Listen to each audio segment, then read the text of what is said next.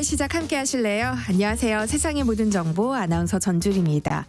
23세 이하 축구대표팀이 내일 새벽 인도네시아와 아시안컵 8강전을 치를 예정인데요. 예상치 못했던 한국인 지도자들의 맞대결이 성사됐습니다. 경기 승패에 따라 황선홍 감독과 신태용 감독 중 한 사람은 짐을 싸야 하는 상황에 처했는데요. 눈여겨볼 관전 포인트는 무엇인지 잠시 뒤 스포츠 핫 이슈 코너에서 자세히 살펴보겠습니다. 아이들의 발달 과정에서 교육만큼 중요한 게 놀이라고 하는데요. 구체적으로 어떻게 놀아줘야 하는 걸까요? 오늘 라디오 상담소 우리 아이는 왜 코너에서 해답 알려드릴 예정이니까요. 궁금한 분들 계속해서 함께해 주세요. 세상의 모든 정보는 언제나 청취자 여러분들의 관심과 참여 기다립니다. 저희 애청자분들이라면 청취율 조사 기간 맞아서 여러분들과 조금 더 소통하는 시간 이어가고 있다는 거 아실 텐데요. 오늘은 응원의 문자를 받아보려고 합니다. 아직 시작도 못한 계획이 있어서 힘을 얻고 싶거나 이 누군가의 따뜻한 말 한마디가 필요하신 분들 또는 주변에 응원하고 싶은 누군가가 있다면 문자 보내주세요. 추첨을 통해서 모바일 치킨 쿠폰 보내드립니다. 참여하실 번호는 샵 9730번이고요. 짧은 문자 50원, 긴 문자는 100원의 이용료 있습니다. 공 게시판을 통해서는 무료로 참여하실 수 있으니까요. 많은 참여 부탁드립니다. KBS 세상의 모든 정보 지금 시작합니다.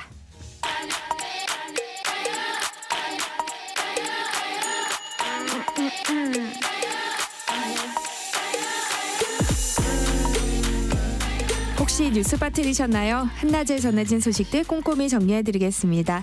오늘의 뉴스 조현정 시사평론가와 함께합니다. 안녕하세요. 네, 안녕하세요. 네, 오늘은 의과대학 교수들이 사직에 들어간다고 밝힌 날인데요. 환자들의 불안감은 커질 수밖에 없겠어요. 네. 그래서 병원별로 이제 사직 규모가 관건이 될 것 같아요. 정부는 사직 효력이 없다고 주장을 하고 교수들은 또 정부 방침과는 관계없이 사직을 진행하겠다 얘기를 하고 있고 아직은 얼마나 많은 교수가 병원을 이탈했는지는 알려지지 않았습니다. 또 설사 사직에 참여하지 않더라도 일단 이번 주 다음 주부터 일주일에 하루씩 쉬기로 하면서 곳곳에서 진료 차질이 불가피할 전망이고요.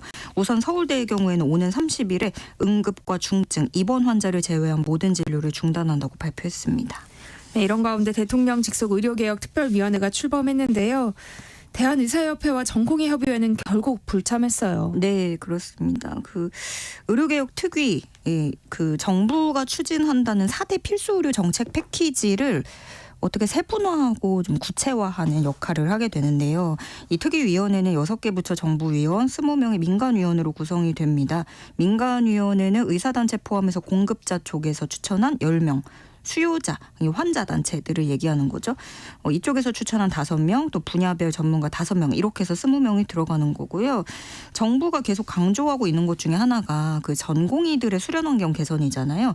또 양질의 전문의 양성을 위한 수련 체계 개편 이런 내용이고 또 의사단체에서 줄곧 요구해왔던 수가 보상 체계 개편도 이번 특위에서의 골자가 될 것으로 보입니다. 그런데 여전히 의협과 대전협이 빠진다는 게 유감이고 우려스러운 부분도 있는데 의협은 그 행정명령과 또 증원부터 전면 취소해야 된다는 입장을 계속 고수를 하고 있잖아요. 그래서 전공의들의 처우 개선이라는 점은 모두가 공감을 하는 것 같거든요. 이 부분이 시급한데 좀 전공의들의 목소리를 담지 못하는 부분은 걱정입니다. 정부는 휴학을 강요한 의대생을 수사하겠다는 입장인데요. 임현택 의협회장은 날선 반응을 내놨어요. 네. 그 의대 수업에 참여한 의대생들에게 같은 의대생이 이제 낙인을 찍고 강요하고 그런 내용이 나오면서 경찰이 수사에 착수를 했습니다. 이에 임현택 의협회장은 그 만약에 정부가 의대생들의 털끝이라도 건드린다면 남은 건 오로지 파국뿐이다. 이렇게 경고 메시지를 내놨는데요. 어제는 서울 성동경찰서가 이렇게 다른 의대생 수업 불참을 강요한 한양대 의대생에 대해서 강요 및 업무방해 혐의로 수사에 착수를 했습니다. 임현택 회장은 수사 의뢰했다는 의대생과 연락이 됐고 의협에서 철저히 보호할 테니까 안심하라고 전했다. 이렇게 밝히기도 했습니다. 네, 다음 소식 살펴보겠습니다. 연금 개혁을 둘러싼 논란이 계속 이어지고 있는데요. 시민대표단 설문 결과에 대해서 이 복지부 차관이 우려의 입장을 밝히면서 논란이 일고 있어요. 네, 이기일 복지부 1차관인데요. 시민대표단 수기 설문조사 결과에 대해서 우려하는 목소리가 있다. 라고 언급을 한 거예요. 그러면서 뭐라고 얘기를 했냐면 당초 연금 개혁은 재정 안정을 위해서 개혁을 논의한 건데 도리어 어려움이 가속되는 거 아니냐는 걱정도 한다. 이런 얘기를 했습니다. 이걸 좀 풀어서 해석을 하면 사실상 부정적인 뜻을 시사한 거라고 볼 수 있는데 그러면서 이 차관은 국민연금은 관대한 제도 설계로 재정의 지속 가능성에 대한 우려가 있어 왔고 재정 지속 가능성을 두고 연금 개혁이 거론됐던 것이다. 이렇게 또 부연 설명을 하기도 했어요. 근데 여기서 계속 나오는 얘기가 재정의 지속 가능성이라는 말이죠. 네. 그러면 결국에 이 더 내고 그대로 받는 방안으로 가는 게 맞지 않겠느냐라는 걸 얘기하는 게 된다는 거죠. 지금 근데 더 내고 그대로 받는 거, 더 내고 더 받는 거 이렇게 두 가지 방안이 상당히 팽팽하게 맞서는 상황에서 복지부 차관 입장에서 한쪽의 의견을 피력한 셈이 되는 거예요. 그러다 보니까 이 보장성 강화론, 그러니까 더 받아야 된다라는 측에서는 이거는 부적절하게 시민들의 설문 결과를 무시하는 행위다. 비판하고 나섰습니다. 306개 시민단체가 참여하는 공적연금 강화 국민행동은 잘못된 방향의 시그널을 제시하는 월권 행위다. 비판을 하면서 시민대표단이 공론화에서 결론을 만든 걸 무시하는 말이고 공론화를 하자고 하더니 결론이 나오니까 부정하는 것이다. 라고까지 지적을 했습니다. 네, 이번 설문 결과를 두고 연금제도의 지속 가능성에 대한 지적도 이어지고 있죠. 네, 어제도 좀 얘기를 했지만 일단 공론화 과정 자체에 대한 비판도 나와요. 왜냐하면 이렇게 영유아를 포함해서 미래 세대 당사자 목소리를 전혀 반영하지 못하는 구조, 이것도 문제라는 거고 그 다음은 이제 재정을 지속할 수 있겠느냐, 이게 핵심인데 IMF가 제시하고 있는 게 우리나라에서 보험료율을 22.8%까지 올려야 된다는 겁니다. 그러니까 IMF는 어떤 걸 근거로 들었냐면 2075년이 되면 한국의 그 GDP 대비 국가 부채가 200% 수준으로 근접할 것이고 때문에 재정 안정을 꾀하기 위해서는 어떻게 가야 되느냐. 퇴직 연령은 높이고 그러니까 일은 더 해야 되고 연금은 더 내고 덜 받는 쪽으로 가야 된다. IMF는 이렇게 제시를 했습니다. 또 국회 입법조사처 정책연구 용역 보고서도 이게 2022년에 나온 건데 재정 안정 달성을 위해서는 최소 21%까지 보험료율을 인상해야 된다라고 계산해 내놨었어요. 그러면 IMF도 국회 정책연구 보고서도 21%에서 22% 얘기를 하고 있는 건데 이런 근거들을 토대로 했을 때 이번 투표 결과는 재정 안정성에 동떨어져 있다라는 지적이 나오는 겁니다. 양측 의견이 팽팽하게 맞서다 보니까 재투표를 해야 하는 게 아니냐 이런 얘기까지 나온다고요. 네, 이렇게 계속 좀 재정 안정론 덜 받아야 된다라고 주장하는 쪽에서 반발이 굉장히 큰 상황이에요. 뭐라고 얘기를 하고 있냐면 그러니까 시민대표단이 사실 투표를 하기 전까지 좀 공부를 해야 되잖아요. 이렇게 되면 이 1 방안으로 가면 어떨 것이고 이 방안으로 가면 어떨 것이고 이렇게 생각을 해야 되는데 그걸 토대로 결정을 내리기 전에 학습한 내용이 되게 편파적이었다는 주장을 하고 있는 거예요. 그러니까 뭐 연금을 더 받게 됐을 때 누적 적자를 2,700조나 늘리는데 이런 사실이 시민대표단에게 공개되지 않았고 또 뭐 기금 고갈 이후에 국가 채무가 뭐 GDP 200%에 달할 거란 정보도 제공하지 않았다라는 주장입니다. 물론 여기서 좀 세부적으로는 이게 뭐 누적 적자를 적용하는 게 맞는지 뭐 아니다 이렇게 뭐 논란이 있긴 하지만요. 그래서 이게 좀 정보의 비대칭성이 있었다. 그래서 시민대표단이 이런 내용을 학습한 뒤에 한 번 더 투표해야 된다라고 요구를 한 거예요. 그런데 지금 시민대표단 투표를 어쨌든간 마쳤기 때문에 이걸 무효화하는 건 상당한 반발이 따를 수밖에 없는데요. 시민단체들은 민주주의를 훼손하는 오만한 행위라면서 공식 사과를 요구하고 있습니다. 네. 물가가 좀처럼 잡히지 않고 있어요. 올해 1분기에도 생활 필수품 가격이 일제히 상승한 것으로 나타났죠. 네, 한국소비자단체협의회 물가감시센터가 수도권 유통업체 420곳에서 판매하는 37개 생활 필수품목 가격을 조사했습니다. 생활 필수품목이라고 하면 설탕, 식용유, 라면, 두루마리, 화장지 등등이 있는데요. 37개 품목 중에 25개 가격이 지난해 동기 대비 오른 것으로 나타났고 평균 상승률은 5.5%였습니다. 설탕이 제일 많이 올랐어요. 18.7%. 다음으로 아이스크림, 케첩, 기저귀, 된장 순으로 올랐는데 설탕 같은 경우에는 이렇게 큰 폭으로 가격이 오르면서 이게 지난해 8월부터 이렇게 좀 올해 1분기까지 지속이 되고 있거든요. 근데 설탕은 단독으로 먹진 않잖아요. 다른 음식에 들어가는 거다 보니까 네. 과자, 아이스크림, 케첩 가격도 줄줄이 오르는 그런 물가 도미노 현상이 이어지고 있습니다. 산업통상자원부 차관이 마트를 방문해서 물가 안정을 위한 협조를 요청했다고요. 네, 산업부 강경성 1차관 오늘 서울 영등포 한 대형마트를 찾아서 주요 공산품 가격 동향을 점검했는데요.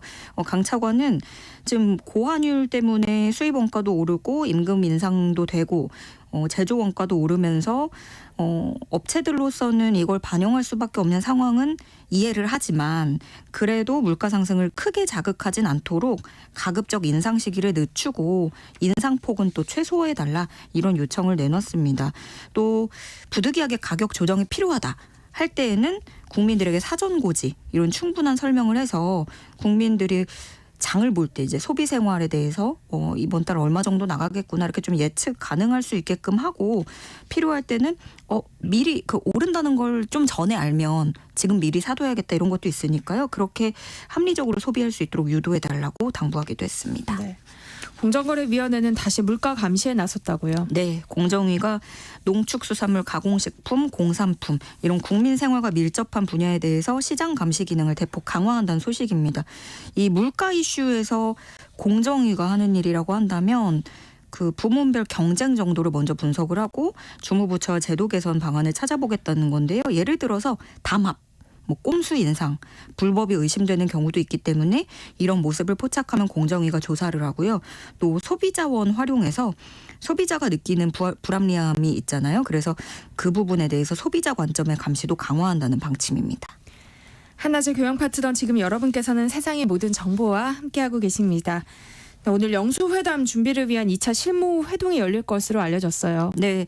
벌써 이번 주도 다 끝나가요. 목요일인데 네. 그래서 이제 2차 실무회동 오늘 열리는데 회동 시간과 장소는 공개되지 않았습니다.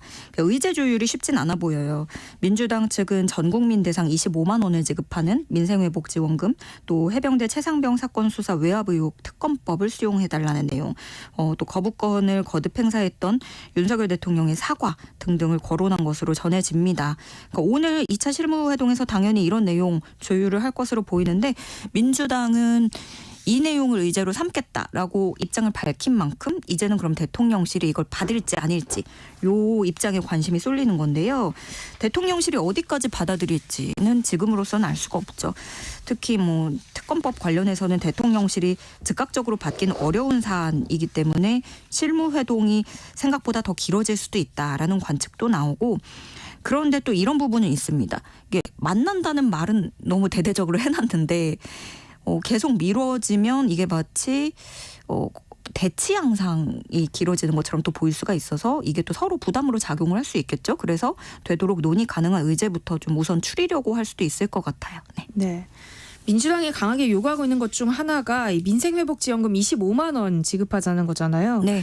어쩌면 접점을 찾을 수도 있을 것 같다고요? 그동안 윤석열 대통령의 입장은 계속해서 무분별한 현금 지원과 포퓰리즘은 나라를 망치는 것이다. 그리고 또 여당 윤재욱 원내대표도 부정적인 의견을 밝혔어요. 그런데 이제 실무 협의가 시작이 되면서 대통령실 내부에서도 이걸 검토해 볼 수 있다는 기류가 흐르는 걸로 알려졌는데 그러니까 전 국민 1인당 25만 원까진 못해도 사회 취약계층이라든가 이렇게 좀 대상을 좁힌다거나 아니면 네. 금액을 좀 줄이는 방식 이렇게 좀 이견을 조금씩 좁혀가는 걸로 보입니다.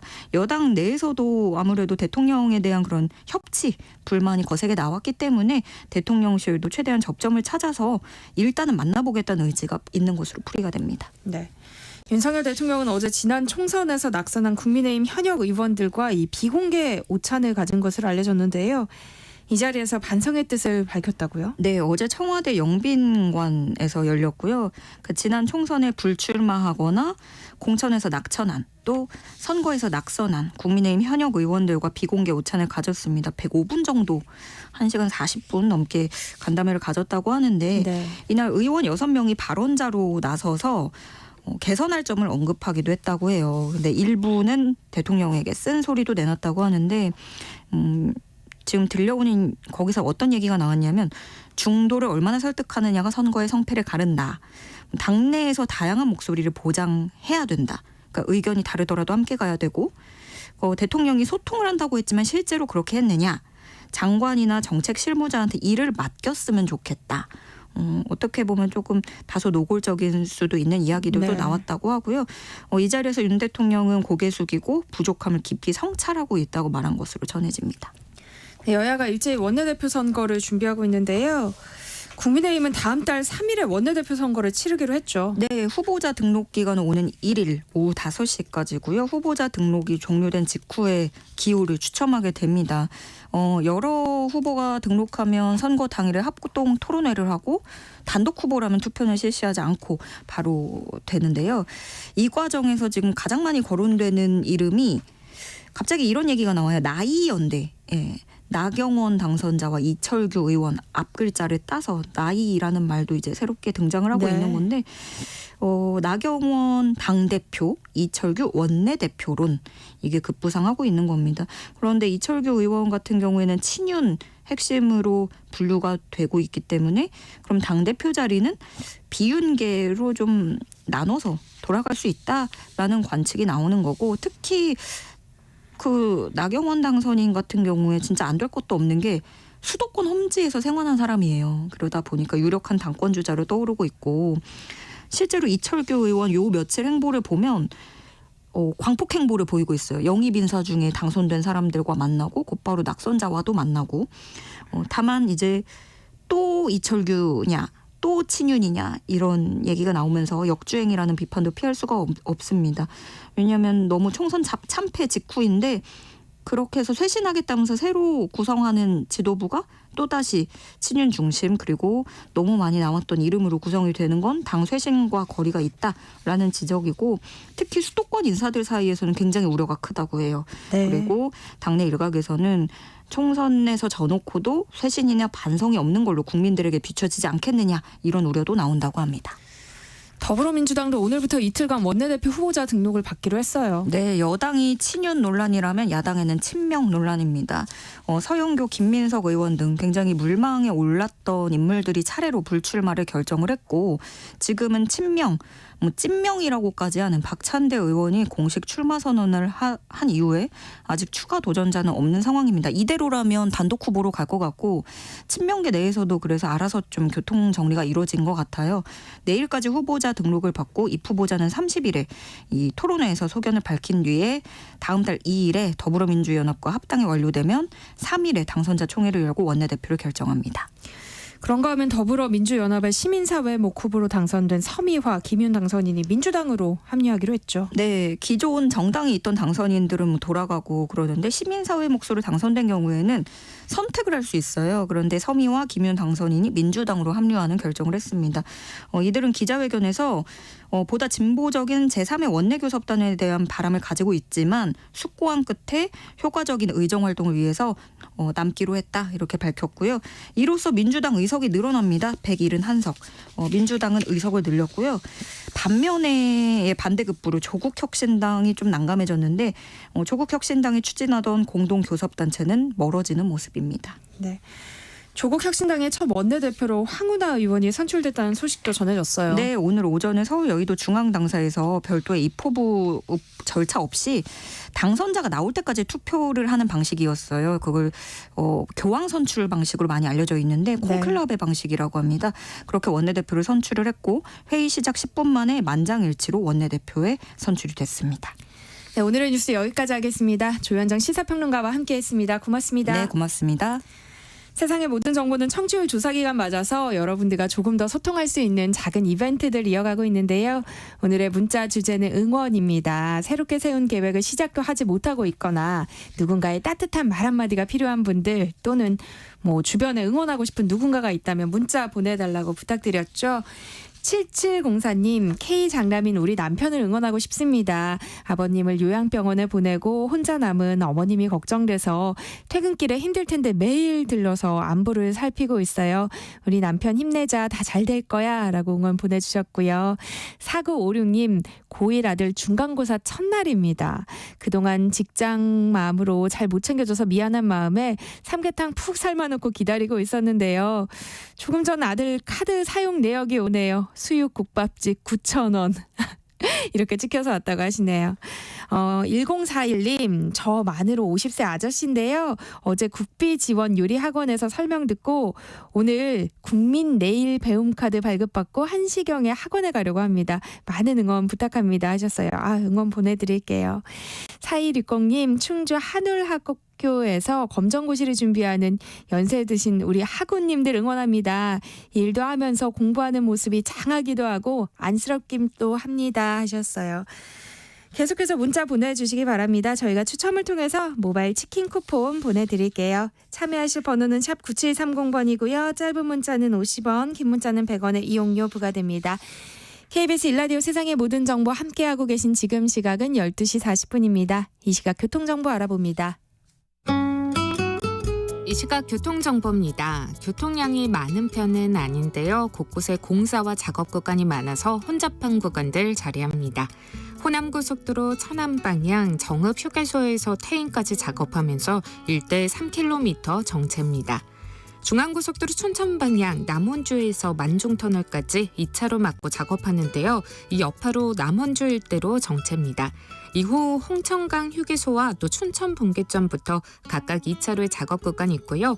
반대 부산 쪽도 만중터널 일대로 작업 여파받아 정체 보입니다. 서울 양양고속도로 양양방향 남양주 요금소에서 서종까지 흐름이 답답한데요. 그 사이 화도 부근 3차로에는 작업 구간 자리합니다. 이후 서종 일대로도 2차로 막고 작업하면서 교통량 다소 혼잡한 모습입니다. 경부고속도로 서울 방향 추풍령 휴게소부터 6km 구간 공사로 1, 2차로 통행 어려운데요. 차량들 정체 빚고 있고요. 이후 오산 일대로도 2개 차로 막고 긴 구간 작업하면서 오산 나들목부터 속도 내기 어렵습니다. 이후 양재에서 반포까지도 정체고요. 서울 시내 올림픽대로 공항 쪽 한남대교 지나 3차로에 사고 나서 성수대교부터 여파 받습니다. KBS 교통정보센터 서휘영입니다.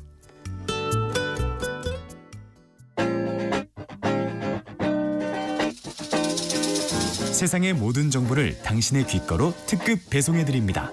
세상의 모든 정보.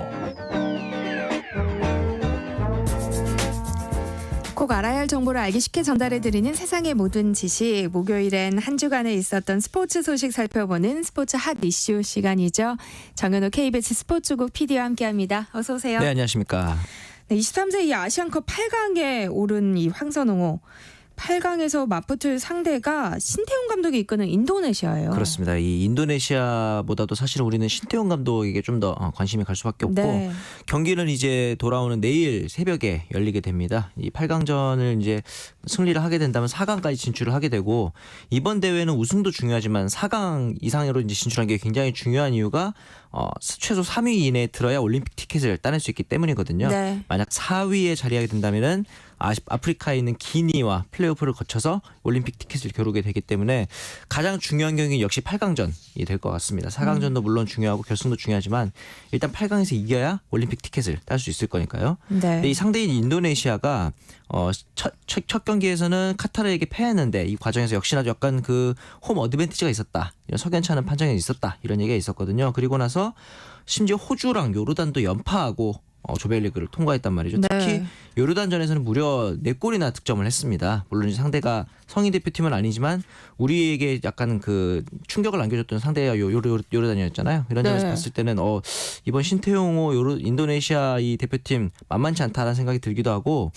과연 이제 이 두 감독이 어떤 전략 전술을 들고 나올지 이런 것들도 기대가 되고 황선홍 감독이 인도네시아의 강점이 뭘까라는 질문에 대해서 신태용 감독의 존재 자체가 강점이다 이런 얘기를 또 하기도 했었거든요. 그렇기 때문에 어떻게 보면은 전력 이상의 어떤 그 의미가 있는 경기가 될 것 같습니다. 네.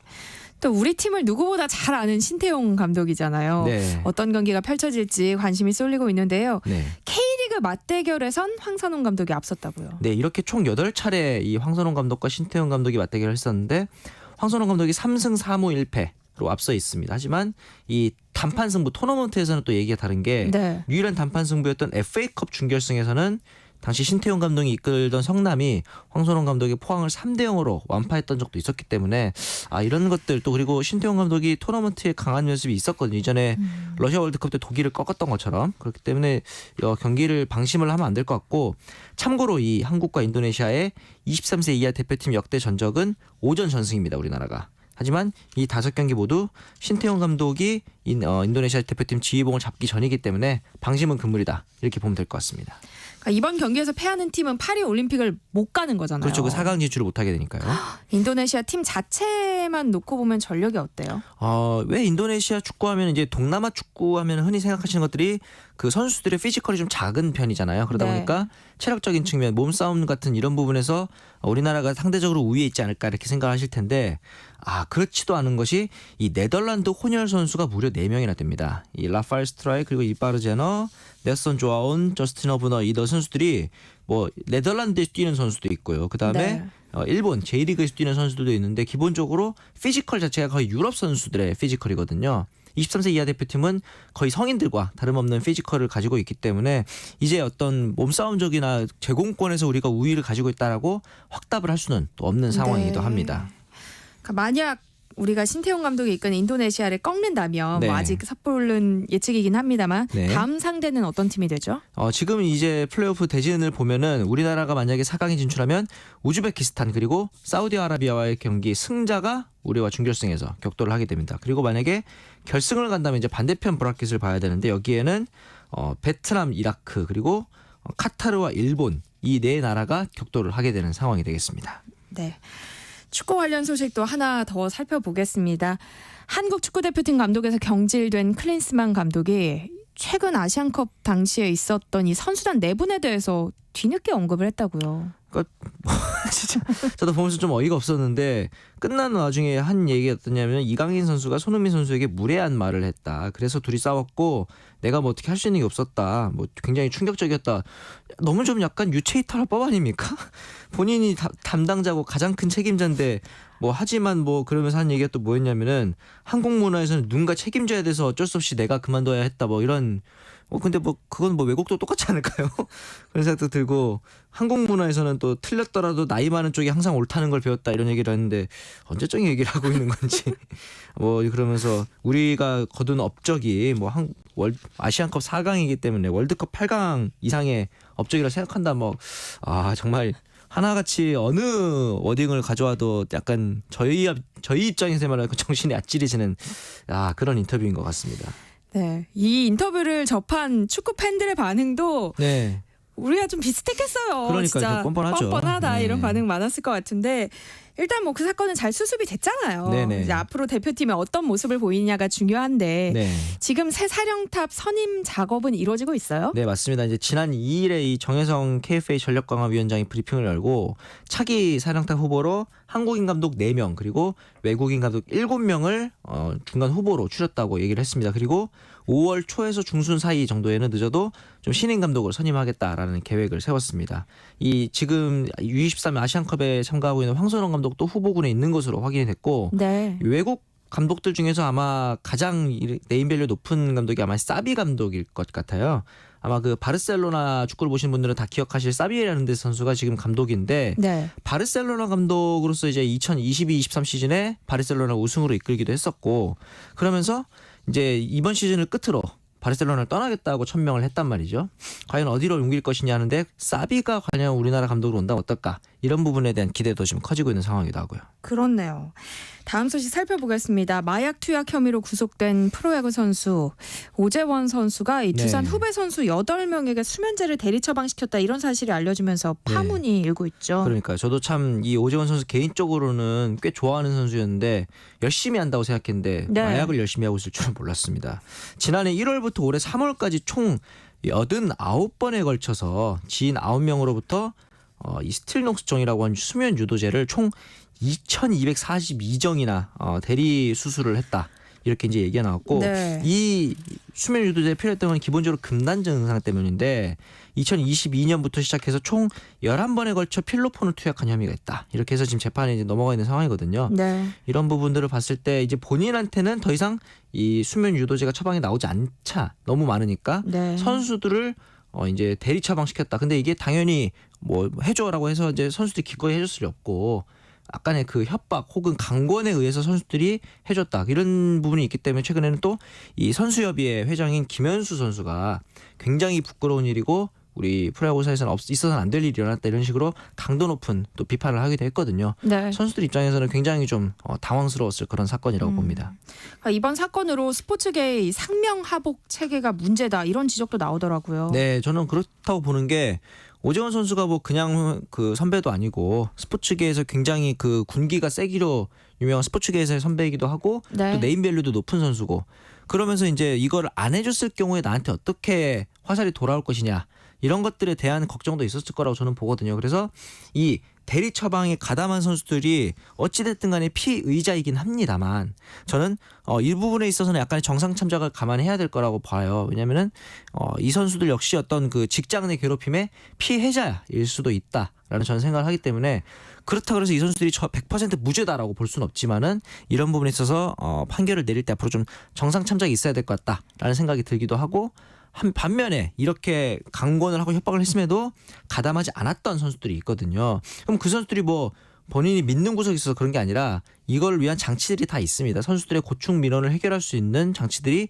익명으로 존재를 하기 때문에 앞으로 뭐 이런 일이 또 있어서는 안 되겠습니다만 네. 이런 일이 발생할 경우에 이런 시스템적인 부분들을 선수들이 좀 최대한 많이 이용하는 것도 방법이라고 생각합니다. 네. 다음은 쇼트트랙 소식인데요. 세계선수권에서 충돌하면서 팀킬 논란이 있었던 황대헌 선수. 네. 박지원 선수를 찾아가서 사과했다고요. 그렇죠. 이번 시즌만 벌써 3번이나 두 선수 간에 충돌이 있었고 이로 인해서 박지원 선수가 또 월드컵에서 목표했던 금메달을 따지 못하는 이슈가 있었는데 사실 그 이후에 사과의 제스처가 없었단 말이에요. 그래서 네. 뭐 우리가 앞서서 뭐 스포츠계 창명하복 체계가 문제다라는 얘기를 하긴 했지만 아니 그걸 떠나서 뭐 같이 운동하는 선수들끼리 충돌에 대해서 약간의 사과가 있는 건 당연한 게 아닌가라고 개인적으로 생각을 했었거든요.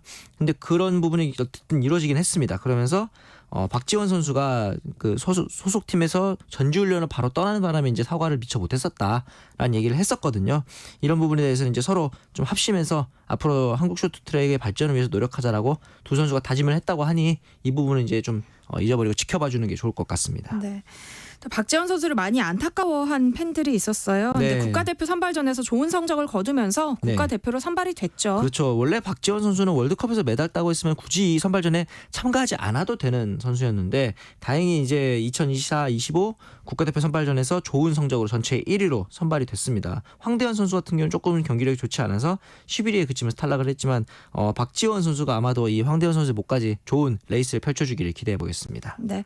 마지막은 기쁘면서도 또 놀라운 소식인데요. 네. 2012년 런던 올림픽에 출전했던 우리 선수가 뒤늦게 동메달을 받게 됐어요. 그렇습니다. 전상균 선수가 런던 올림픽 때 이제 남자 최중량급에서 4위를 기록을 했었는데 이 3위를 기록했던 선수가 알베고프 선수, 러시아의 루슬란 알베고프 선수가 도핑 위반 혐의로 선수 자격 정지 징계가 되면서 기록이 삭제됐습니다. 네. 그런데 사실 역도에서 이런 게 한두 번이 아닌 게 장미란 현 제2차관도 이제 그 당시에 런던 올림픽에서 동메달로 이제 승격이 됐었고 김민재 선수 같은 건 8위를 했었는데 4위, 6위, 7위, 11위 다 도핑 양성 반응을 보이면서 지금 은메달리스트까지 올라온 네. 상황이거든요. 이런 걸 봤을 때 참 역도계가 쉽지 않은 상황이 있구나라는 생각이 또 들기도 하고요.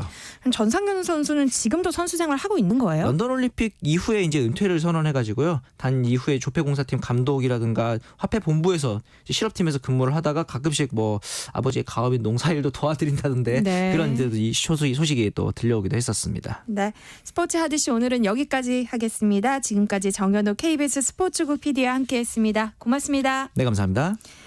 KBS 세상의 모든 정보 1부 순서는 여기서 마무리하겠습니다.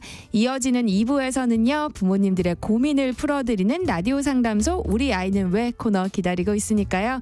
계속해서 많은 청취 부탁드립니다. 그럼 전 1시 정각 2부에 다시 찾아올게요.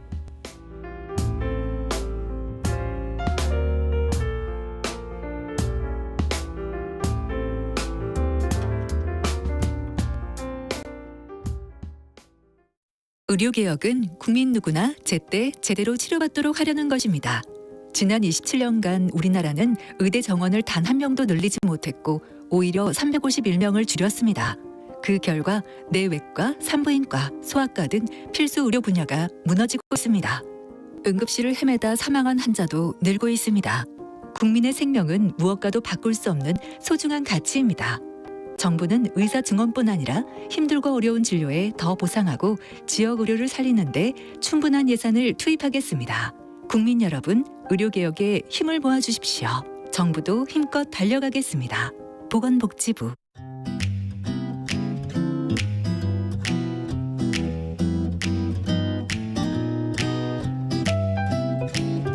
안녕하세요. 바른말 고운말입니다. 바둑이나 장기에서 자기보다 실력이 못한 사람과 상대할 때 상대편의 수준에 맞춰서 자기의 수준을 낮춰주거나 상대방에게 유리한 조건을 가지게 하는 것을 볼 수 있습니다. 이런 경우에 장기를 한 수 접고 둔다 또는 석점을 접어주고 바둑을 둔다 이렇게 표현합니다. 동사 접어주다에는 이렇게 바둑이나 장기에서 자기보다 수가 낮은 사람에게 유리한 조건을 붙여주다라는 뜻 외에도 다소 불리한 조건에 놓인 사람이나 사물에 대해서 얼마쯤 너그럽게 대하다라는 뜻도 있습니다. 예를 들어 나에게 너그러이 대한다 하면서 너는 실상 무엇을 접어준 적이 있었니? 이렇게 말할 수 있겠죠. 두 번째로 말씀드린 너그럽게 대하거나 생각한다는 뜻과 관련된 우리말 표현으로 궁굴리다가 있습니다.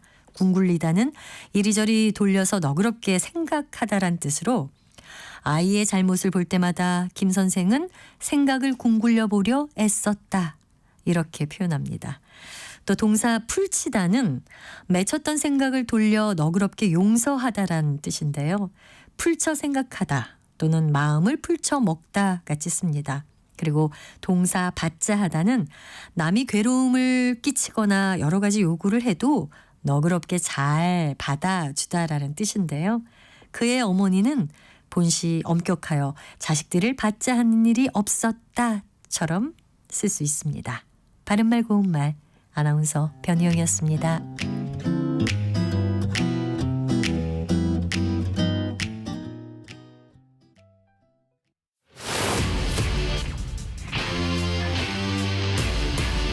토론에 정답은 없습니다. 토론이 세상을 바꿀 수도 없습니다.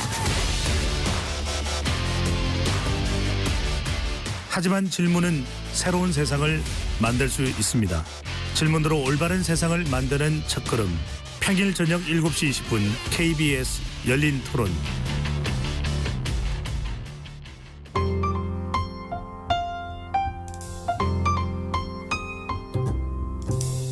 어떤 하루 보내고 계신가요? 눈코 뜰 새 없이 바쁘게 지나가는 한 주. 월요일부터 금요일, 매일 밤 10시부터 12시까지는 오롯이 당신만을 위한 시간입니다. 당신을 위한 지식 쉼터. 오늘 밤 일라디오.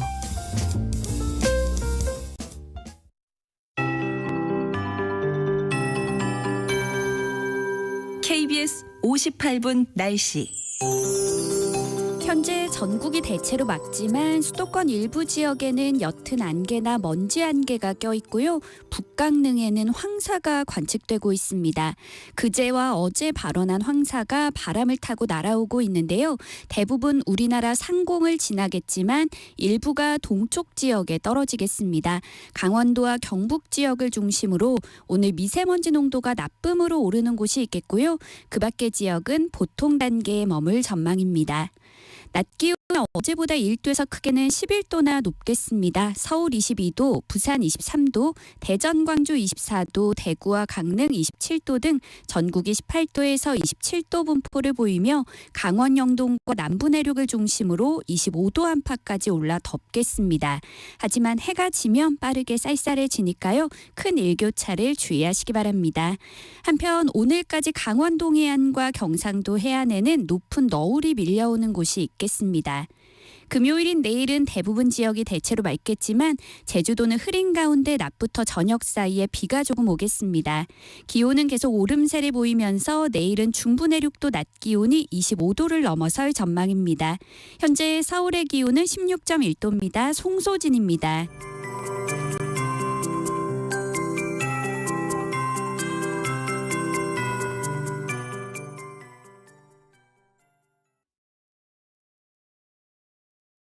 정성을 다하는 국민의 방송 KBS가 한시를 알려드립니다.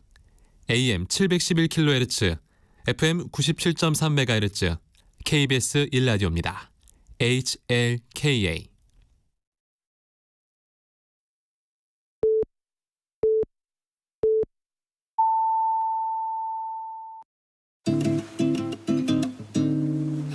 나른한 오후를 책임질 영양 만점 지식 비타민.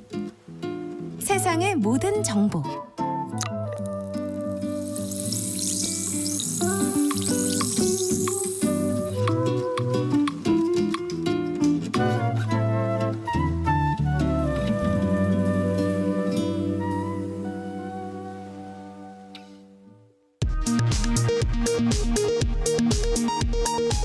이 시각 라디오 정보센터 뉴스입니다.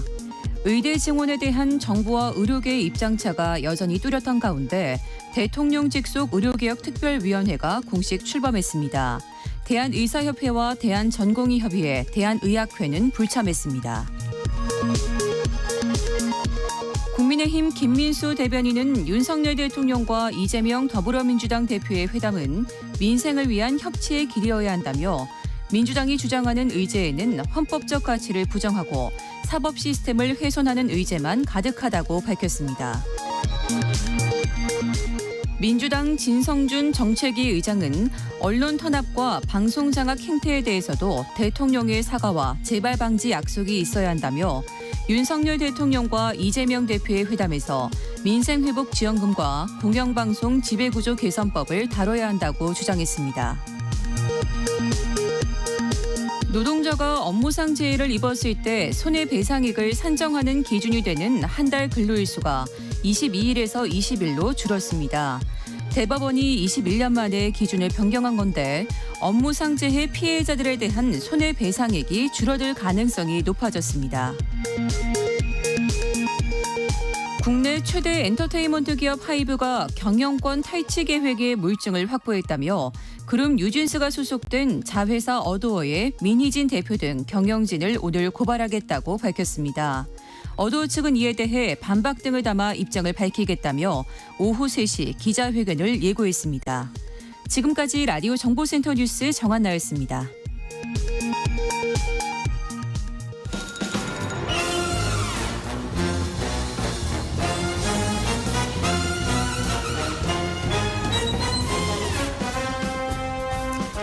목요일은 공연을 소개하는 시간입니다. 라디오 객석일열 목공소 공연 제작사랑 안영수 대표와 함께합니다. 어서 오세요. 예, 목공소 사장 안영수 인사드리겠습니다.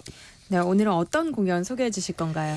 제가 이제 지난주에 연극 소개해드리면서 그때도 오늘이라는 작품 말씀드렸을 때 그 극단 소개했었거든요. 네. 그 기억하실지 모르겠는데 공연 배달 서비스 간다라는 극단이었는데 기억하세요? 그럼요. 배달 앱이랑 같은 이름이어서 기억에 남더라고요. 예. 그럼 오늘도 뭐 특별한 극단의 공연 소개해 주시는 거예요? 극단은 아닌데 아주 유명한 극단만큼이나 이제 연극을 대중들한테 친숙하게 알리게 만든 단체의 공연을 오늘 갖고 왔는데요. 네.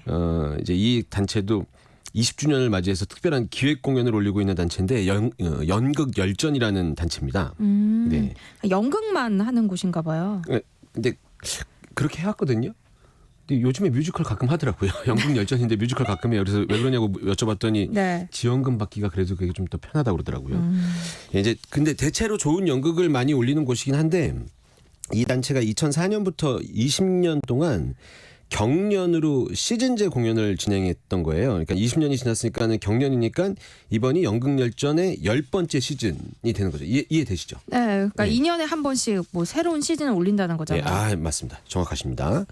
근데 이제 10번째 시즌이니까는 상징성이 좀 있어야 될 것 같아서 연극열전이 특별한 공연을 준비하려고 고민을 좀 했는데 최대한 의미 있는 공연을 이제 찾으려고 했던 거죠.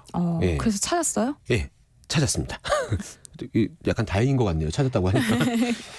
그 이제 어떻게 찾았냐는 게 좀 재밌는 건데 네. 이 단체가 지난 20년 동안 9번의 시즌을 거치면서 했었던 공연의 개수가 무려 110편 정도 돼요. 110개 정도의 공연이었고 횟수, 그 공연들의 횟수만 해도 10,000회가 넘고요. 네. 그 공연들을 보신 관객분들이 200만 명이 넘어요. 그러니까 영화 얘기 들으시면 막 한 영화가 1,000만 된다고 하니까 200만 좀 적게 느껴지실 텐데 한 번 공연할 때 들어오는 객석 그 공연장 객석 수가 200에서 300석이라고 생각하시면 엄청난 관객분들이 오신 거고 네. 돈으로 환산하면 200만 명이면 10,000원씩만 해도 200억이니까 뭐 돈 얘기는 계속 안 하겠습니다. 예. 자, 이렇게 되고요. 네.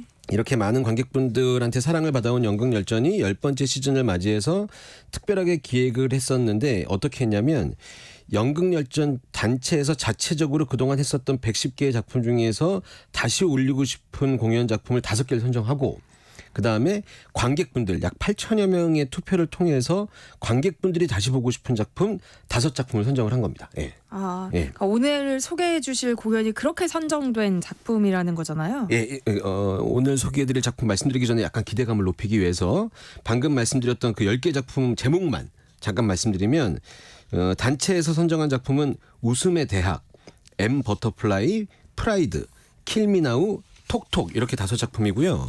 관객분들이 선정한 5작품은 킬롤로지, 렁스, 마우스피스, 보이지 않는 손 그리고 아까 말씀드렸지만 연극열전인데 뮤지컬도 한 작품이 있습니다. 그 한 작품이 있는데 뮤지컬 웨이스티드 이렇게 10개의 작품인데 방송 들으시는 분들 유명하다고 해서 기대하셨는데 들어보니까 다 생판 모르겠다 이렇게 생각할 수도 있는데 이번 기회에 하나씩 올라갈 때마다 좀 찾아서 보시면 정말 좋은 작품이라는 거 알게 되실 겁니다. 예.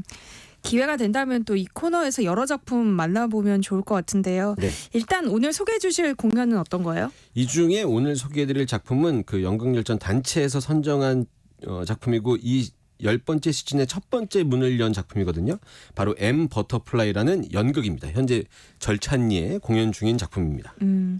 M 버터플라이 제목이 좀 어렵긴 한데 호기심이 들기도 하네요. 네. 어떤 작품이에요? M 버터플라이 그 M이 뭐 어떤 기호 같다고 생각하실지 모르겠는데 그냥 쉽게 말씀드리면 마담 버터플라이고요. 네.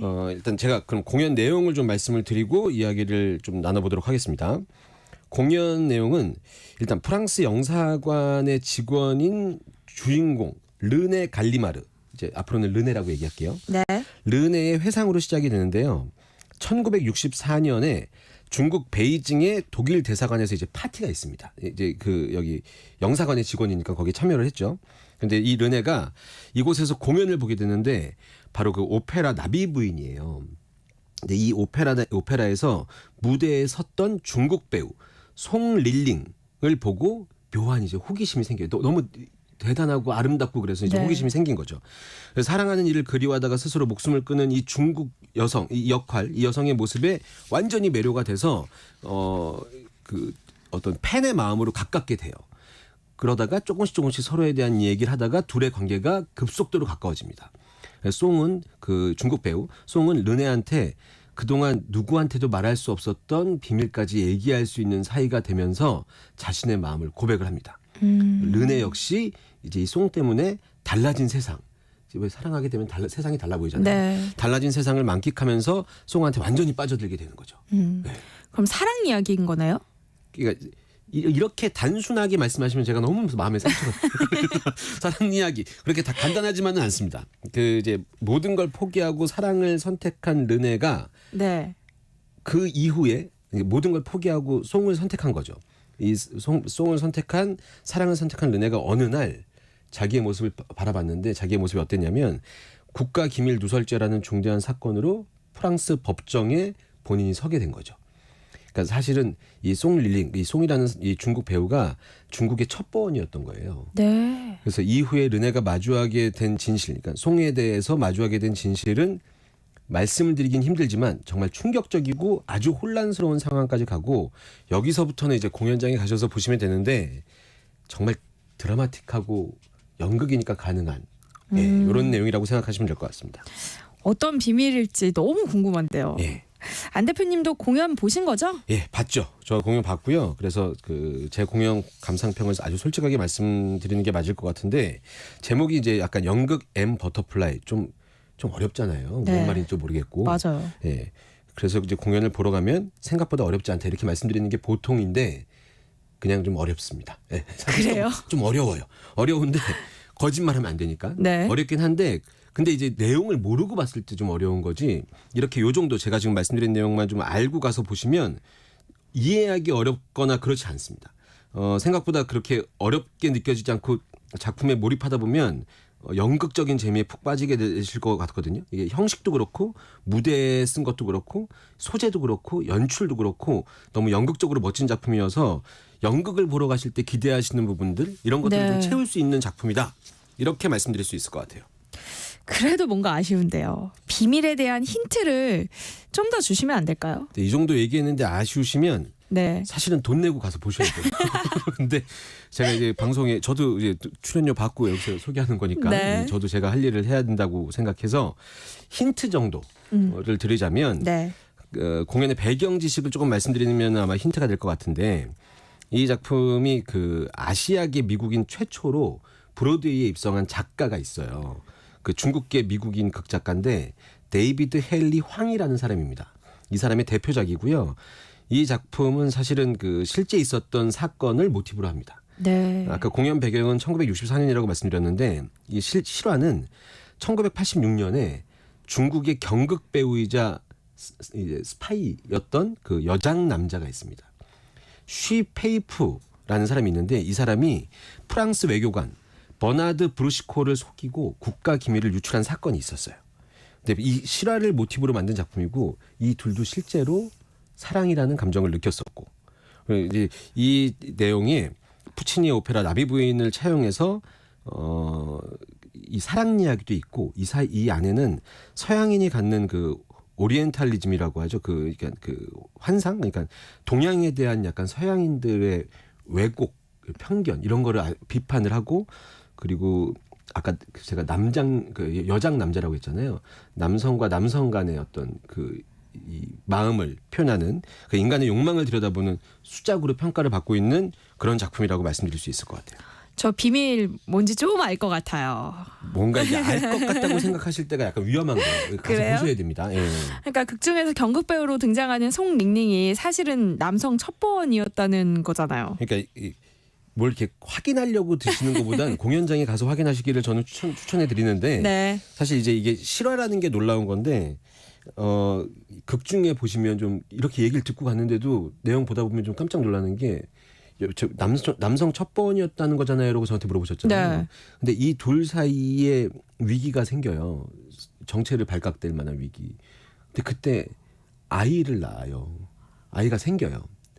근데 이제 이런 장면이 어떻게 연출됐는지 그리고 실제 사건입니다. 네. 그래서 요 공연에서도 그렇고 보여지진 않지만 그런 것들로 그 르네 주인공 르네의 마음이 이걸 알고 있었는데 그냥 속아준 건지 아니면 정말로 속은 건지 이건 잘 밝혀지지 않았죠. 그래서 중국 정부의 탄압을 피해서 프랑스로 망명까지 도왔던 이 연인이었거든요. 송링링이. 근데 실은 이제 첩보원이었다는 사실을 알게 되고 르네가 완전히 그 정신을 놔버리죠. 예, 뭐 마음이 어땠을지 상상도 안 가고 그런 것들이 이제 연극 무대에서 굉장히 잘 표현이 됐고 20년을 속인 거니까요. 이것도 사실 상상이 안 가고. 근데 이제 르네의 마음을 무대 위에서 보시면 보시는 분들에 따라서 해석이 조금 다른데 그리고 이제 회차마다 좀 해석이 좀 달라요. 그리고 같은 역할을 하는 배우들이 3명이나 있는데 이 3명의 어떤 연기의 톤을 보면 해석이 또 그들마다 좀 달라서 배우마다도 또 달라요. 예, 그러니까 아마 그 정답은 있었을 텐데 보여지는 느낌이 다른 거죠. 그래서 공연 보신 관객들끼리 모여서 야 르네가 이런 건 아니었냐? 아니다. 뭐 이러면서 서로 갑론을박이 벌어지기도 하고 그렇습니다. 네. 재밌을 것 같네요. 네, 재밌어요. 너무 좋아요. 그러니까 이게 이 공연이 다시 보고 싶은 공연으로 이 제작사가 선택을 한 거거든요. 그러니까 이 작품이 예전에 우리나라에서 공연을 초연했었을 때 2012년, 14년, 17년 이렇게 했었거든요. 그때도 흥행이 계속 잘 됐었고요. 이번에 그래서 이 10번째 시즌으로 처음 공연한 작품이고 이 작품 외국에서 공연됐을 때도 굉장한 성과가 있었습니다. 1988년에 워싱턴에서 초연을 한 다음에 뉴욕 유진 오닐 시어터에서 777회의 연속 상영을 했던 거예요. 네. 그래서 연속 상영에 대한 공연이 더 오래된 것도 많은데 연속 상영은 이 777회가 그 기록을 깬 거죠.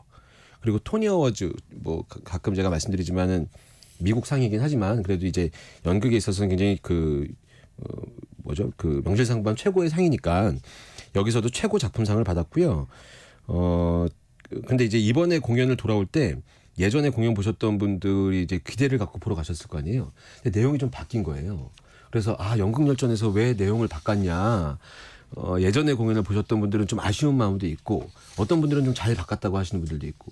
근데 이게 우리나라에서 바꾼 게 아니라 원래 이 작가가 원작자가 시간이 많이 지나서 예전에 이거 처음 올렸을 때는 그러니까 1988년에는 이 소재 자체가 너무 충격적이었는데 이제는 그게 그렇게 충격적이지도 않은 얘기인 거예요. 네. 그래서 그 부분을 조금 그 각색을 하고 해서 원작 자체가 약간 작품이 바뀌어서 예전에 보셨던 분들도 아마 7년 만에 새롭게 조금 바뀐 시대에 맞게 바뀐 작품을 보실 수 있는 기회가 되지 않을까 싶습니다. 네.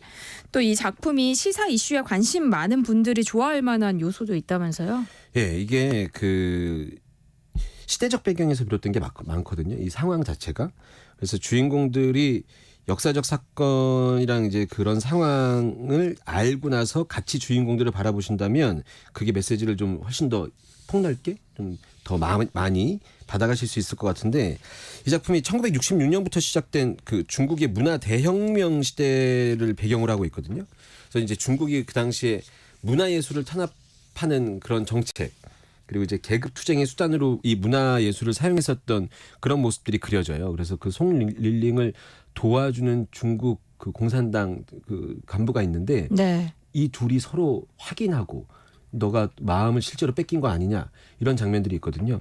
이런 것들을 보시면서 좀 그냥 단순한 사랑 이야기가 아니라 옆에 있는 이야기들이 얼마나 좀 그 이 시대적인 분위기를 알려주는 연극인지를 좀 관찰해 보실 수 있는 기회가 될 것 같고 제가 이제 이렇게 계속 말씀드리면은 어렵네 이거 나 못 보겠네 이렇게 생각할 수 있는데 그건 배경이고요. 네. 기본적인 사랑 이야기에 포커싱돼서 보시다 보면 훨씬 더 많은 풍부한 감성을 느끼지 않으실까 싶습니다. 네. 오늘도 시간이 부족한 것 같은데요. 그래도 또 음악을 빼놓지 않고 준비해 오셨다고요. 지금 문항 3개 날리는 거죠. 그래서 알겠습니다. 그 공연 내용은 충분히 말씀드린 것 같고 꼭 공연장에서 보셨으면 좋겠는데 그 이제 제가 그 뒤에 그 어떤 그 뭐 첩보원 이런 얘기 했지만 그 전에 이 르네랑 송이 서로 사랑에 빠지는 감정이 너무 아름답게 비춰지거든요. 그래서 르네와 송이 서로에 대한 마음을 키워가면서 이 송이 르네한테 이 왈츠를 알려주면서 나오는 장면이 있어요. 그때 음악이 나오거든요. 그 이 페이지의 테니시 왈츠 아마 들어보셨던 음악일 거예요.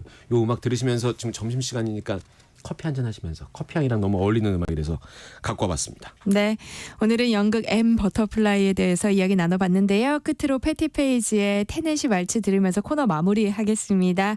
목공서 지금까지랑 안영수 대표와 함께했습니다. 고맙습니다. 감사합니다.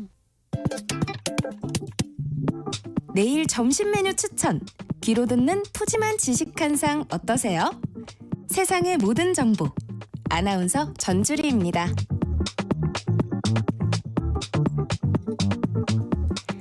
오늘도 참을인을 새기며 육아서를 뒤적이고 계실 이 시대의 엄마 아빠를 위한 시간입니다. 라디오 상담소 우리 아이는 왜 소아청소년 정신건강의학과 박소영 전문의와 함께합니다. 어서 오세요. 네, 안녕하세요. 박소영입니다. 네, 지난 시간 놀이가 아이들 정신건강에도 매우 중요하다 뭐 이런 얘기 해주셨었는데요. 오늘은 또 어떤 얘기 해볼까요? 네, 지난번에 이야기를 하다가 많은 질문이 있었는데 다 대답을 못 드려서 오늘은 좀 더 구체적으로 놀이의 실전편 어떻게 놀아주면 좋은지 그리고 발달 과정에 따른 놀이에 대해서 좀 더 자세히 이야기해 보려고 합니다. 네, 아이 발달 과정에 맞게 잘 놀아주고 있나 걱정하셨던 분들 계실 텐데요. 라디오 상담소 우리 아이는 왜 박소영 선생님이 도움을 드릴 테니까요. 방송 들으면서 궁금한 점 있으시면 문자 보내주시기 바랍니다. 참여하실 번호는 샵 9730번이고요. 짧은 문자 50원, 긴 문자는 100원의 정보 이용료 있습니다. 콩 게시판 KBS 1라디오 유튜브 채널을 통해서도 무료로 참여하실 수 있으니까요. 많은 참여 부탁드립니다. 일단 갓 태어난 신생아부터 한 6개월까지 이 시기에는 그저 먹고 자기 바쁜 시기잖아요. 근데 이때도 놀이가 필요할까요? 네, 물론이죠. 먹고 자는 것만큼이나 중요한 게 이 놀이입니다. 사실 놀이는 본능이거든요. 그러니까 본능이라는 거는 누가 가르쳐서 혹은 누가 이렇게 너 놀아봐 이렇게 강요해서 하는 게 아니라 아이들이 저절로 선천적으로 이렇게 발생하는 거거든요. 그래서 갓 태어난 아이들이 세상을 바라보는 것부터 시작해서가 놀이이고 우리가 뭐 조리원에서부터 초점책이나 뭐 모빌 같은 거 보여주기도 하잖아요. 네. 그런 것 것 자체도 아이들 시력이 점점 발달하면서 눈앞에 보이는 것을 이제 즐기고 탐색하고 이 과정이 다 놀이거든요. 그래서 우리가 생각하기에 놀이라고 하면은 뭔가 장난감을 가지고 놀거나 아니면 뭔가 게임을 하거나 이런 것들을 떠올리시는데 사실 꼭 그런 것만은 아니고요. 갓 태어난 아이들 그 신생아들은 자기 뭐 손가락을 빤다든지 발가락을 빤다든지 자기 몸을 만지는 거, 몸을 구르는 거, 기어가는 거 이런 거 모든 것들이 세상을 만나고 또 오감, 먹고 뭐 듣고 보고 느끼고 냄새 맡고 이런 것들이 모두 놀이일 수가 있습니다. 이걸 좀 더 전문적으로 얘기하면 감각놀이라고 할 수 있죠. 그러니까 감각놀이라는 게 부모님들이 흔히 얘기하는 오감놀이 뭐 이런 네, 거 같은데요. 아이들이 이유식 먹을 때 왜 음식 갖고 장난치는 것도 그러면 놀이라고 볼 수 있을까요? 그렇죠. 그래서 사실 이제 부모님이 뭐 이유식 이런 것들 이제 이렇게 정성스럽게 만들어놨는데 아이들 그걸로 막 계속 만지작거리거나 막 얼굴에 바르거나 이러면은 또 되게 화가 나요. 네.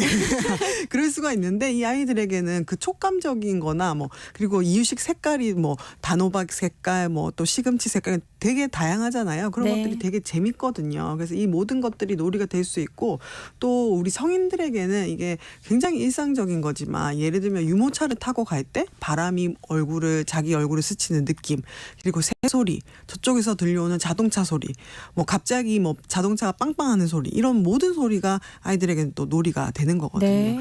그래서 뭐 사실은 이런 일상 속에서도 아이들은 계속 놀고 있다 생각하시면 됩니다. 근데 아이가 이제 걷기 시작하면 이 놀아주기가 점점 힘들어지더라고요. 이때는 활동 반경도 좀 넓어지다 보니까 쫓아다니기도 힘든데요. 네. 이럴 때는 어떻게 놀아주는 게 좋아요? 이제 그런 말이 있죠. 뱃속에 있을 때가 가장 편할 때다. 편할 맞아요. 때다. 네. 그래서 이 이제 돌 즈음이 지나면서 아이들이 이제 활동 반경이 확 넓어지잖아요. 그러니까 걷지 못할 때는 그래도 그나마 앉아서 뭐 물고 빨고 하니까 이제 베이비 가드나 이런 데에서 잘 감독하기만 하면 되는데 두 발로 걸어 다니기 시작하면서 애들이 활동 반경이 확 넓어집니다. 그리고 두 발이 자유로워지니까 두 손도 자유로워지죠. 그래서 이 시기에는 가장 중요한 것은 안전입니다. 그래서 부모님이 절대 아이에게서 눈을 뗄 수가 없고요. 그래서 아이들은 두 발로 걸을 수 있게 되면서 세상이 변하거든요. 이제 앉아서만 보던 세상에서 시야가 훨씬 넓어지는 거죠. 그래서 아이들은 뭐 부모님이 자신을 옮겨주지 않아도 부모님이 뭔가를 건네주지 않아도 스스로가 만지고 걷고 할 수 있기 때문에 세상을 탐험하는 그 반경이나 이 호기심이 굉장히 이제 높아지는데 이 시기에 부모님에게서 그래서 가장 중요한 역할은 결국에는 안전. 네. 아이들이 자기가 궁금해하는 것을 탐험할 수 있는 공간, 안전한 공간을 마련해 주는 거. 그래서 뭐 뭔가를 하되 그거는 하지마 하기보다는 아이가 안전하게 놀 수 있는 공간을 미리 확보해 주고 위험할 수 있는 것들은 좀 미리 치워주고 이렇게 안전을 확보해 두면은 아이가 그 안에서는 자기가 원하는 만큼 충분히 탐험하고 탐색하고 놀이를 할 수 있는 거죠. 저는 그맘때 생각해보면 또 아이와 잡기놀이 하거나 뭐 숨바꼭질도 많이 했던 것 같거든요. 네. 그러니까 부모 입장에서는 솔직히 아이가 어디에 숨었는지 뻔히 알잖아요. 네, 네. 근데도 막 못 찾는 척 막 연기하고 막 네. 그랬거든요. 네. 근데 이 연기는 어느 정도로 해주는 게 좋아요? 연기 잘할수록 좋습니다. 연기를 하면 잘할수록 이제 아이의 놀이가 더 재밌어지잖아요. 근데 이 깍꿍놀이부터 시작해서 이 깍꿍놀이, 그다음에 숨바꼭질, 그다음에 잡기놀이 이게 아이들한테 정말 너무너무 중요한 놀이거든요. 네. 왜냐하면 이게 아이들의 인지 발달이랑 연관이 있습니다. 아이들은 맨 처음에 아기 때, 그 이제 1살 전에 깍꿍놀이를 너무너무 좋아하잖아요. 왜냐하면 이때는 눈앞에 있던 게 뭔가 가려져서 안 보이면 실제로 사라진 것으로 생각을 합니다. 그래서 그렇게 깍꿍놀이를 하면은 그렇게 까르르 거리면서 너무 재밌어 하는 거거든요. 왜냐하면 애들이 눈앞에 보였던 게 갑자기 없어지는 거예요.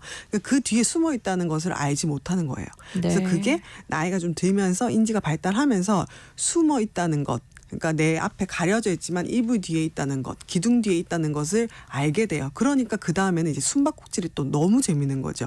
그래서 이때는 부모님은 아이의 눈높이에 맞춰서 놀아주시는 게 필요합니다. 그래서 가끔 또 이제 부모님들 중에는 이거 놀이는 정정당당해야 한다 이러면서 절대 안 봐주시는 부모님들이 계세요. 네. 근데 이제 그것보다는 이제 아이의 수준에 맞게 열과 성을 다해 주시는 게 좋죠. 그렇군요. 그럼 이제 다음에 아기가 좀 큰 한 4살 이후에는 어떻게 놀아주는 게 필요할까요? 이제 학교 들어가기 전에 학령 전기, 그러니까 보통 유치원 시기인데요. 이때 되면은 애들이 본인의 취향이 생깁니다. 네. 이 시기는 아이들이 성별도 이제 익히게 되고 뭐 여자면 여자, 남자면 남자 하게 되면서 또 여자아이들은 인형놀이나 공주 같은 거 좋아하는 경향이 생기고 또 남자아이들 중에서는 뭐 로봇을 좋아한다든지 자동차를 좋아한다든지 꼭 성별을 떠나서라도 본인만의 취향이 생기거든요. 그러면 부모님의 역할은 이제 아이의 취향을 존중해주고 그 놀이 안에서 잘 따라가 주시는 게 필요합니다. 그래서 뭐 이 시기에는 이렇게 놀아야 된다던데 뭐 이 시기에는 뭐 이런 놀이를 해야 된다던데 이렇게 뭔가를 정해두기보다는 아이가 원하는 것을 더 재밌게 풍부하게 만들어주는 것이 부모님의 역할이겠죠. 저희 딸은요 그렇게 이제 공주 옷 입고 네. 공주 역할놀이를 많이 해요. 똑같은 걸 반복하고 그게 그렇게 재밌을까 제가 볼 때는 좀 이해가 안 되기도 하거든요. 네. 너무너무 재밌죠. 아이들한테는. 그래서 이게 사실 레퍼토리가 계속 똑같으니까 부모님도 재미가 뭐 사실 없죠. 지루해요. 네네 쉽지 않은데 근데 이제 아이들의 입장에서 생각을 하면은 이 역할놀이 같은 경우에는 사실 똑같은 공주놀이를 하더라도 이 아이의 그 순간순간의 감정과 또 아이들은 매 순간 또 변하고 한 달 전과 또 한 달 후가 너무 다르잖아요. 인지적으로도 바뀌고 정서적으로도 바뀌고 하기 때문에 그때마다 겉에서 부모님 보기에는 똑같은 놀이지만 아이들이 느끼기엔 너무 다른 거거든요.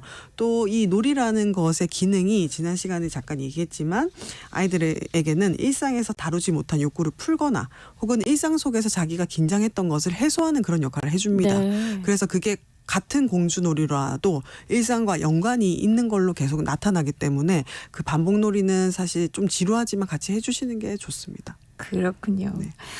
부모 입장에선 좀 힘든 게 사실입니다. 네. 그래도 뭐 아이가 즐거워하면 계속 하는 게 정답인 거죠? 아, 네. 근데 사실은 이게 정말 사람이기 때문에 많이 지루할 수밖에 없어요. 그래서 잘 하시려면은 네. 1시간, 뭐 2시간 이렇게 계속 하다 보면은 부모도 계속 딴 생각을 하게 되고 한 손에 핸드폰 들고 계속 이제 좀 성의 없게 맞아요. 대꾸하고 역할 몰입하지 않고 막 맞아요. 네, 대충 대답하고 막 그렇게 됩니다. 근데 그렇게 되면 아이들이 만족을 못 해요. 그래서 짧은 시간이라도 온전히 좀 몰입해서 시간을 정해두고 하시는 걸 전 추천드려요. 네. 그래서 시작할 때부터 우리 뭐 10분 하자 아니면 이제 20분 하자 이렇게 해서 20분 동안 정말 즐겁게 놀아주시고 이제 그러면 이제 부모도 또 타임 리밋이 있으니까 이제 스스로가 이만큼은 내가 충분히 몰입해야 되겠다 이런 마음을 좀 할 수가 있는 거죠. 그렇군요. 또 왜 아이는 몸으로 놀아줘야 한다 이런 얘기들도 많이 하잖아요. 네. 그러니까 몸으로 놀아주는 게 필요한 시기가 있을까요? 네. 몸으로 놀아주는 것은 태어나서부터 쭉 할 수 있을 때까지 계속 해주는 게 좋습니다. 이 스킨십 그리고 몸놀이, 신체놀이는 사실 놀이 중에서 가장 저는 효과가 좋다고 말씀드리는데 이 효과라는 거는 이제 부모 자녀 관계에서의 정서적인 측면에서의 네. 효과입니다. 그래서 신생아나 완전히 이제 돌전 아기들은 스킨십을 어쩔 수 없이 더 많이 하게 되잖아요. 안고 그쵸. 재워줘야 되고 먹여줘야 되고 입혀줘야 되고. 근데 이제 그때부터 이제 시작을 하는 스킨십이 부모와 아이의 이제 촉감적인 부분 그리고 이제 뭐 체온도 느낄 수가 있고 또 같이 춤을 추면 리듬도 같이 타고 하면서 이 정서적인 교류가 굉장히 많이 됩니다. 그 이후에는 이제 놀이터에서 같이 미끄럼틀을 타거나 아니면 그네를 타거나 아니면 집안에서는 우리가 뭐 비행기를 태워준다든지 아니면 뭐 배 위에서 놀아준다든지 이런 놀이도 할 수 있잖아요. 이제 그런 거를 해주시는데 사실 우리가 성인들도 가끔 뭐 체육대회나 아니면은 뭐 간단한 신체 놀이만 해도 좀 기분이 확 정서적으로 환기가 되는 그런 경험을 하잖아요. 네. 그래서 이 신체 놀이라는 거는 정서적인 환기에도 굉장히 좋고요. 네. 그러니까 제가 할 수 있을 때까지 하시라 말씀드리는 거는 애들이 이제 한 초등학교 고학년만 돼도 안 하려고 할 거예요. 그래요. 네. 점점 이제 스킨십이 줄어들기 때문에 할 수 있는 한 굉장히 많이 하시고 또 충분히 하시라고 말씀드립니다. 지금 이 시기를 좀 소중하게 생각해야겠네요. 그렇죠. 네, 엄청 소중한 시기죠. 네. 그럼 선생님은 아이와 어떤 놀이를 가장 즐겨 하시는지 궁금하네요. 아, 네. 저는 기본적으로 미리 놀이를 이렇게 정해두는 편은 아니고요. 뭐 이제 이 놀이로 하고 싶다, 뭐 보드 게임 같은 거를 사놓긴 하지만 저는 기본적으로는 아이가 하자는 놀이를 합니다. 오늘은 이제 무슨 놀이를 하고 싶냐, 뭐 어떤 거 하고 놀고 싶냐고 이제 물어보고 본인이 이제 가지고 오면 그걸 가지고 이제 놀아주되. 네. 근데 이제 저는 모든 놀이에 스킨십을 넣습니다. 하면서 이제 뭐 다양한 방식으로 뭐 손을 맞댈 수도 있고 아니면은 제 무릎에 앉혀서 놀 수도 있고 아니면 뭐 중간중간 뽀뽀를 할 수도 있고 그래서 모든 놀이를 하더라도 신체 놀이를 좀 넣는데 그 이유는 아까 말했던 어떤 정서적인 그런 것도 있지만 일단 스킨십을 하면 제가 기분이 좋아지잖아요. 네. 그래서 이제 놀이 안에서도 저도 이제 기분이 좋아질 수 있는 방법은 바로 뭐 스킨십이라고 할 수 있겠습니다. 그렇군요. 아이와 잘 노는 법에 대해서 박소영 선생님과 이야기 나눠보고 있는데요. 관련 고민 갖고 계신 분들 문자 보내주시면 소아청소년 정신건강의학과 전문의 박소영 선생님이 상담해 드리겠습니다. 그럼 여기서 노래 한 곡 듣고 올게요. 조용필의 바운스. 네, 노래 듣는 동안 많은 분들이 문자 보내주셨는데요. 7008님 15개월 남자 아이를 키우고 있습니다. 우리 아이는 너무 얌전하고 낯가림도 심해요. 밖에 데려나가서 좀 활발하게 놀아주고 싶은데 아이가 썩 좋아하는 것 같지 않습니다. 그럼 그냥 집에서 얌전히 놀아주는 게 최선일까요? 하셨어요. 네. 이제 요즘에 놀이가 중요하다 이런 얘기를 많이 하니까 많이 놀려주려고 이제 노력을 많이 하시는데 네. 사실은 이 놀이가 꼭 되게 막 활발하게 놀이터에서만 노는 놀이는 아니거든요. 우리 15개월 아이 같은 경우에는 자기 혼자서 조용히 노는 놀이가 너무 재밌는 거죠. 그리고 네. 특히 이제 아직은 2돌도 안 된 아이잖아요. 그러면 타고난 성향, 그러니까 타고난 기질의 영향을 가장 많이 받을 때입니다. 그래서 조금 낯가림이 있고 긴장이 있는 친구라면은 굳이 싫어하는 거를 막 억지로 시키실 필요는 없대. 네. 그런데 이제 반대로 우리 아이는 낯가림이 심하니까 밖에는 안 데리고 나가야 해. 이러실 필요는 없어요. 조금씩 소개는 해주되 아이가 좋아하는 방식으로 아이가 받아들일 수 있을 정도로 말 그대로 정말 소개해 주는 정도. 그러니까 놀이터 옆을 지나간다든지 저렇게도 놀 수 있다는 거 보여주는 정도로 해주시면 되고 또 15개월 때는 아직까지는 혼자 노는 때거든요. 원래도. 네. 그래서 꼭 뭐 밖에 나가서 많은 애들 만나게 해줘야 된다 이런 압박은 받으시지 않으셔도 될 것 같습니다. 아, 그렇군요. 네. 7540님 놀아주는 건 초등학생이 되어도 어렵네요. 남편은 아이와 잘 놀아주긴 하는데요. 놀다 보면 장난이 심해져서 아이가 울면서 끝납니다.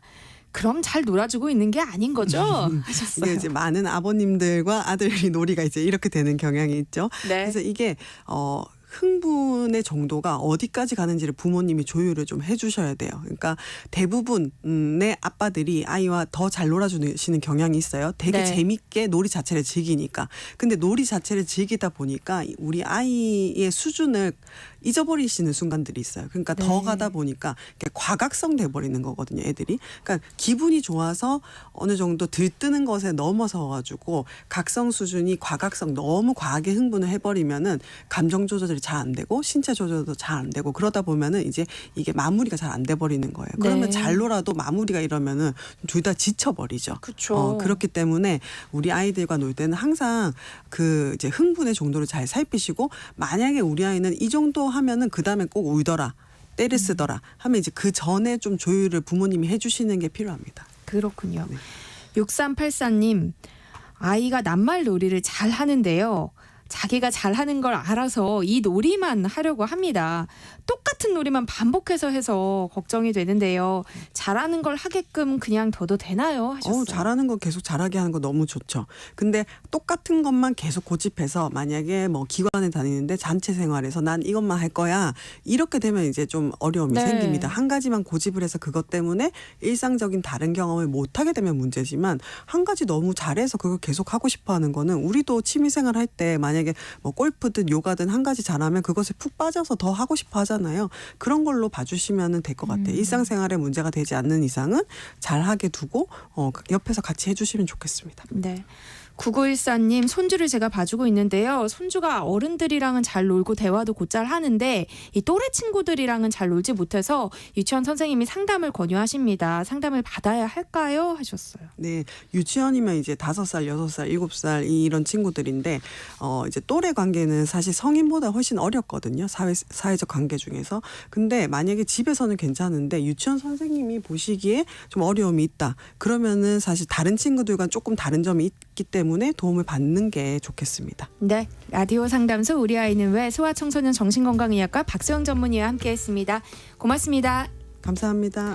네, 세상의 모든 정보 여기서 마무리할게요. 지금까지 아나운서 전주리였습니다. 고맙습니다.